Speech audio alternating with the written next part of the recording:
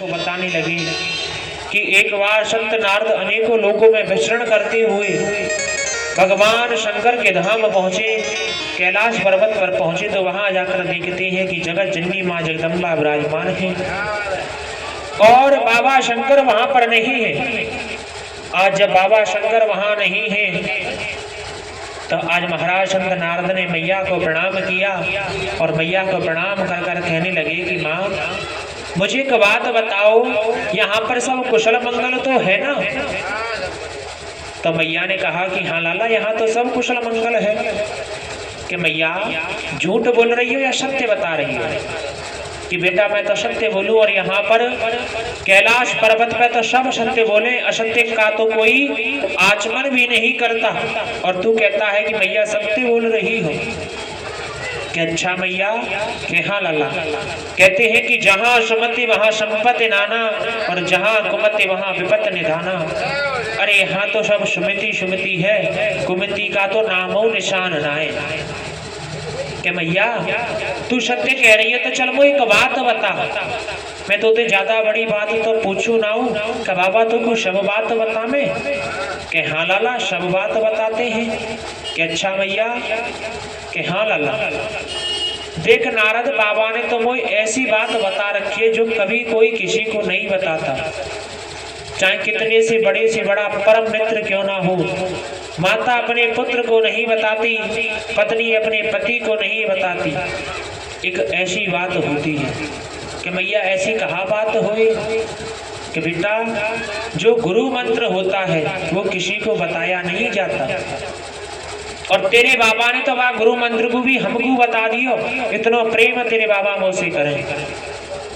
कि चल मैया हमें एक बात बता, जो बाबा के गले में घटमल्ला सो लटक रहे हो वो घटमल्ला सो कहाँ से आयो और बा में कौन के सिर लगे भाई, इतनो मोकू बताए दे, मैं जान जाऊंगा बाबा तो कुछ सब बात बता दे। तो अब मैया के मन में विचार आया, मैया कहवे लगी लाला जे बात तो ना तो कभी हमने पूछी और ना बाबा ने कभी हमको बताई, पर आज बाबा को आ जानते हैं, आज बाबा से मैं अवश्य पूछ के रहूंगी।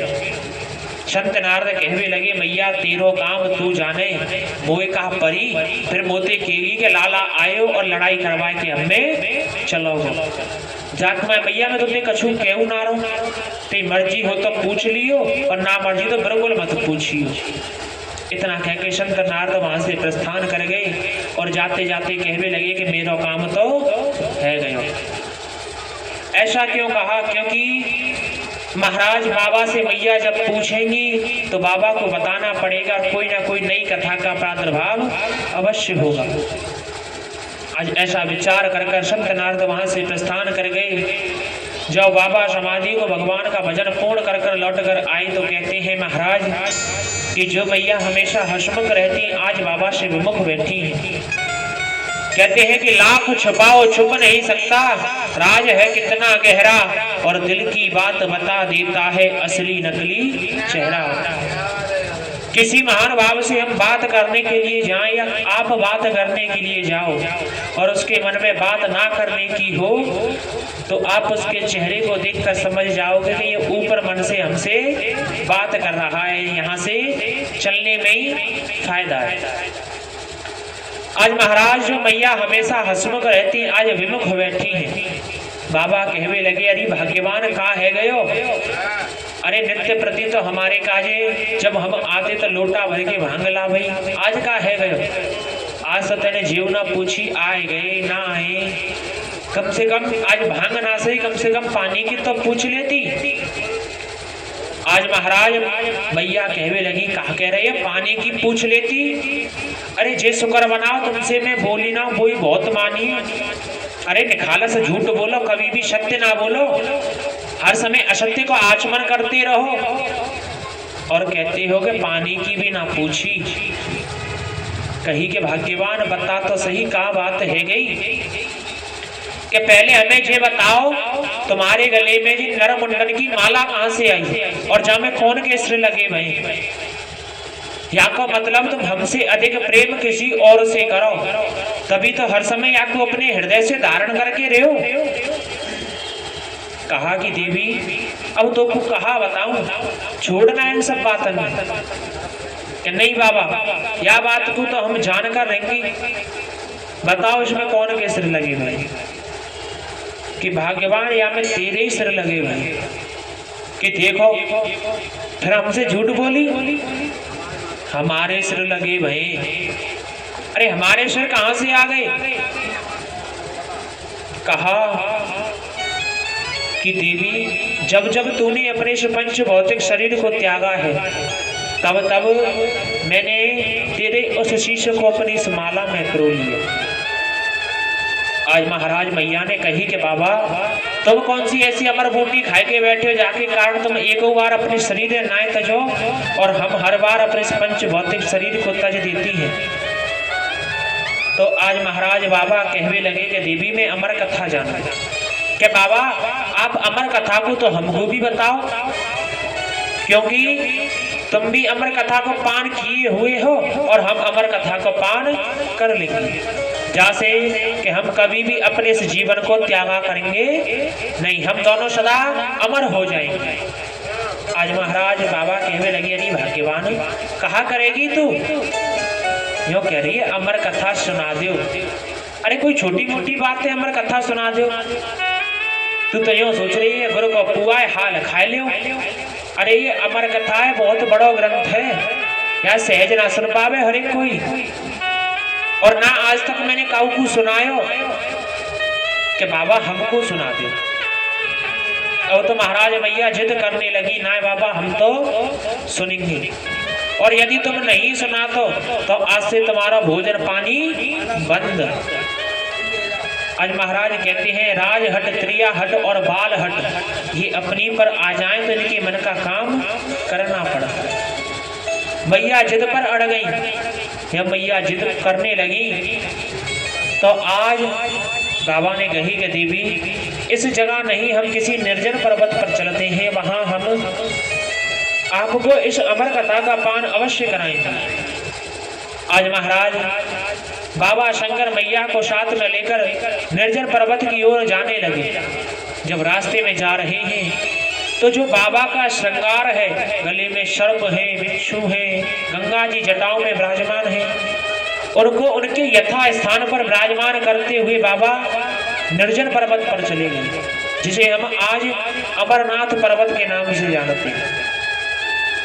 आज महाराज जब निर्जन पर्वत पर पहुंचे तो वहां जाकर अपने डमरू की डंकार करने लगे।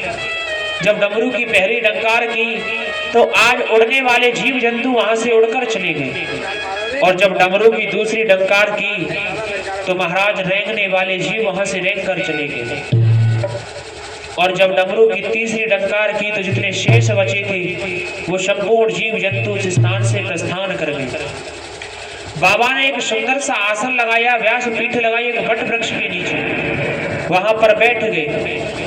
महाराज उस स्थान पर बैठे तो उस स्थान पर बैठकर मैया से कहा कि देवी देखो कथा तो हम एक ही शर्त पर सुनाएंगे, क्योंकि जब कहते हैं कि ढोल में डंकारो ना हो और बात में हुकारो ना हो तो कछु बात कहने में आनंद ना आए। जब जब हम तुमको कथा सुनाएंगे और तुम हुकारे देती रहोगी देवी, तब तक तो कथा चलती रहेगी, और जब तुम्हारे हुकारे बंद हुए उसी समय कथा का पूर्ण विराम हो जाएगा, फिर उससे आगे कथा का रसपान तुम नहीं कर पाओगी। कि स्वामी हमें मंजूर है। आज महाराज जहां बाबा ने व्यास पीठ लगाई थी वहां पर एक शिव शावक का घोंसला था, जो तोती गर्भवती थी। जब डमरू की पहली डंकार हुई तो उसका गर्भ क्षीण हो गया, और डमरू की दूसरी डंकार हुई तो वो अंडा फूट गया, उसमें से एक नवजात शिशु बाहर आ गया। और जब डमरू की तीसरी डंकार की तो उस नवजात शिशु में प्राण आ गए, सोचने समझने की सामर्थ्य आ गई। बाबा ने कथा प्रारंभ की, मैया बीच बीच में हुकारे देती रही। एक दिन व्यतीत हुआ, 2 दिन व्यतीत हुए, 3 दिन व्यतीत हुए, 4 दिन व्यतीत हुए। आज महाराज मैया को कथा को सुनते सुनते इतनी गहरी नींद आई, इतनी गहरी नींद आई कि आज मैया के खर्राटे चालू, मैया सोने लगी। जब मैया सो गई तो उस सुख सावक के मन में विचार आया कि अब तो जो ये कहानी सुना रहे थे बड़ी सुंदर कहानी चल रही थी, ये देवी बार बार हुंकारे दे रही थी, हूं हूं कर रही थी, अब ये सो गई। तो वह सुख सावक ने मैया की नकल कर कर आज हुंकारे देना उसने प्रारंभ कर दिया। बाबा ने सोचा मैया हुंकारे दे रही हैं और बाबा कथा को सुनाते जा रहे हैं, सुनाते जा रहे हैं। आज महाराज जब महाराज आज बाबा मैया को कथा सुनाते जा रहे हैं, संपूर्ण कथा उस सुख सावक ने सुन ली। जब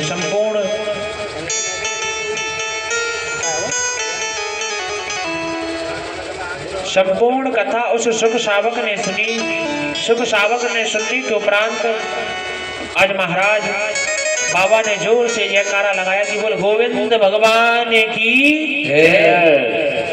आज जैसे ही हुंकारा लगाया, जयकारा लगाया तो मैया की नींद खुल गई। मैया कहने लगी बाबा कहा भयो, अरे तुम तो कथा सुना रहे, फिर रुक कैसे गई? बाबा ने कही देवी कहाँ कह रही है? अरे मेरी कथा का तो पूर्ण विराम हो गया कि बाबा मैं कथा नहीं सुन पाई। अरे मुझे गहरी नींद आ गई और मैं कथा सुनते सुनते सो गई।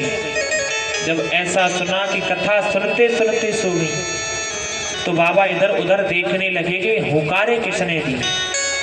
तो उनकी दृष्टि उस सुख सावक पर पड़ गई। जब उस सुख सावक पर उनकी दृष्टि पड़ी तो आज महाराज उन्होंने अपना त्रिशूल उठाया और त्रिशूल उठाकर सुख सावक को मारने के लिए बाबा शंकर दौड़ पड़े। आज दौड़ते दौड़ते वैशंपायन जी के आश्रम, वेद व्यास जी के आश्रम पर पहुंचे।